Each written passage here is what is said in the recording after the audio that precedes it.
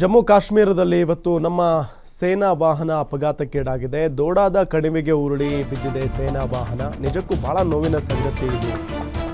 200 ಅಡಿ ಆಳದ ಕಂದಕಕ್ಕೆ ಸೇನಾ ವಾಹನ ಉರುಳಿ ಬಿಟ್ಟಿದೆ. ದೋಡಾದ ಕಣಿವೆಗೆ ಉರುಳಿ ಬಿದ್ದಿರೋದು ಸೇನಾ ವಾಹನ. 200 ಅಡಿ ಅಂತ ಅಂದರೆ ಹೆಂಗಿರಬೇಡು, ಜಸ್ಟ್ ಇಮ್ಯಾಜಿನ್. ಚಾಲಕನ ನಿಯಂತ್ರಣ ತಪ್ಪಿ ಭೀಕರ ಅಪಘಾತ ಸಂಭವಿಸಿದೆ. ಅಪಘಾತದಲ್ಲಿ ಬರೋಬ್ಬರಿ 10 ಜನ ಯೋಧರು ಹುತಾತ್ಮರಾಗಿದ್ದಾರೆ. ಘಟನೆಯಲ್ಲಿ 3 ಯೋಧರ ಸ್ಥಿತಿ ಗಂಭೀರವಾಗಿದೆ. ಕಣಿವೆಯಲ್ಲಿ ಮುಂದುವರೆದಿದೆ ಈಗ ರಕ್ಷಣಾ ಕಾರ್ಯ. ಅಂದರೆ ಅಲ್ಲಿ ಗಾಯಗೊಂಡವರನ್ನು ರಕ್ಷಣೆ ಮಾಡುವಂಥ ಕೆಲಸವನ್ನು ನಮ್ಮ ಯೋಧರು ಮಾಡ್ತಾ ಇದ್ದಾರೆ ಅನ್ನೋದು ಗೊತ್ತಾಗ್ತಾ ಇರುವಂಥ ಸಂಗತಿ. ಬಟ್ 200 ಅಡಿ ಆಳದಲ್ಲಿ ಬಿದ್ದಿದೆ ಅಂತ ಅಂದಾಗ ದೊಡ್ಡ ಮಟ್ಟದಲ್ಲಿ ಗಂಭೀರವಾಗಿ ಗಾಯಗೊಂಡಿರ್ತಾರೆ.